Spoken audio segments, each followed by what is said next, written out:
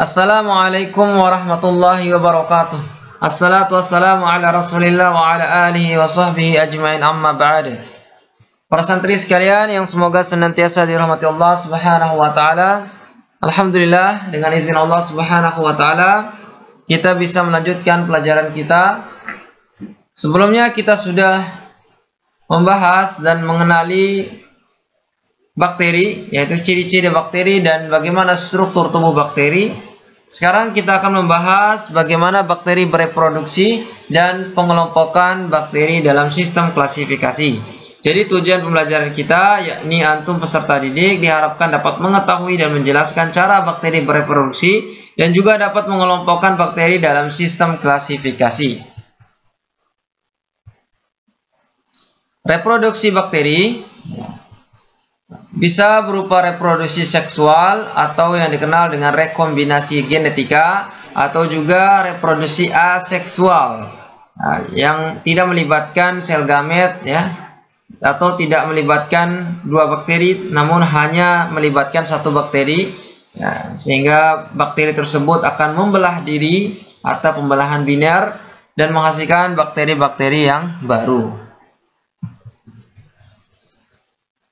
Kita akan bahas satu persatu. Yang pertama ada reproduksi seksual atau yang dikenal dengan rekombinasi genetika. Pada bakteri tidak ada peleburan sel gamet jantan dan betina, melainkan hanya berupa pertukaran atau perpindahan materi genetik, ya, atau DNA. Oleh karena itu disebut dengan rekombinasi genetika. Nah, proses rekombinasi genetika ini dapat terjadi dengan tiga metode, yakni ada transformasi, transduksi, atau juga konjugasi. Transformasi adalah perpindahan materi genetik DNA ke dalam sel bakteri lainnya, ya. Atau juga bisa melalui transduksi, yakni perpindahan materi genetik atau DNA ini dari satu bakteri ke bakteri lain, itu melalui perantara bakteriofag atau virus bakteri yang telah kita pelajari sebelumnya di bab virus. Kemudian ada konjugasi, ya. Konjugasi ini perpindahan materi genetik DNA secara kontak langsung antara sel bakteri yang berdekatan. Misalkan ada bakteri satu yang disebut bakteri donor dan bakteri dua yang disebut bakteri resipien atau penerima materi genetik.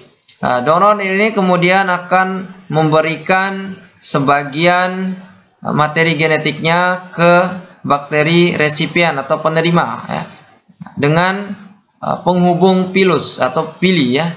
Jadi ada struktur bakteri yang sudah kita pelajari sebelumnya, fili, ya. Nah, fili akan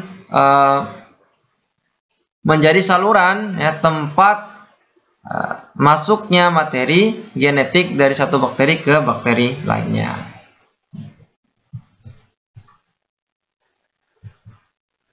Nah, reproduksi aseksual atau pembelahan biner.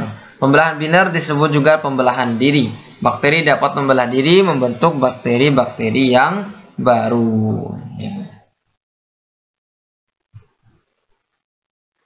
Sekarang kita akan mengklasifikasikan Eubacteria. Terdapat 5 kelompok, ya, atau filum, ya, dari Eubacteria. Filum Eubacteria yang pertama adalah bakteri gram positif, dan keempat lainnya yang merupakan bakteri gram negatif. Itu ada Proteobacteria, ada Spirochetes, ada Chlamydias, dan Cyanobacteria. Ya.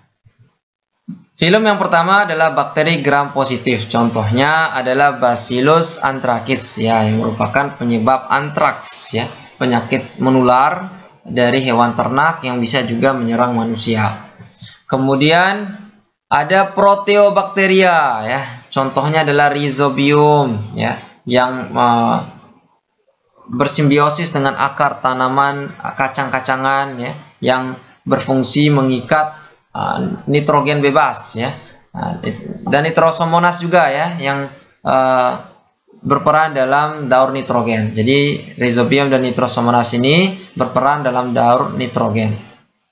Kemudian ada Escherichia coli, ya. Escherichia coli ini berada sebagian besarnya ada di usus manusia yang berfungsi membusukkan sisa-sisa makanan dan menghasilkan vitamin K. Kemudian ada Vibrio cholera, penyebab penyakit kolera. Ada Helicobacter pylori, penyebab sakit mah. Ya, ini adalah Helicobacter pylori, ya, penyebab sakit mah. Ya. Kemudian ada filum spirochetes, ya. Contohnya adalah Treponema pallidum, penyebab sifilis, ya. Ya, jadi bisa ada di bibir, ya, ada di sekujur tubuh, ya.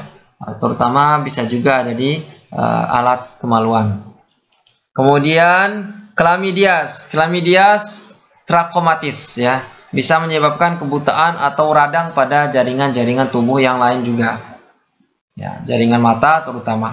Kemudian Cyanobacteria, ya, anabaena, ya, air sawah menjadi hijau, itu adalah contoh, ya, ini ya, dari Cyanobacteria, ya.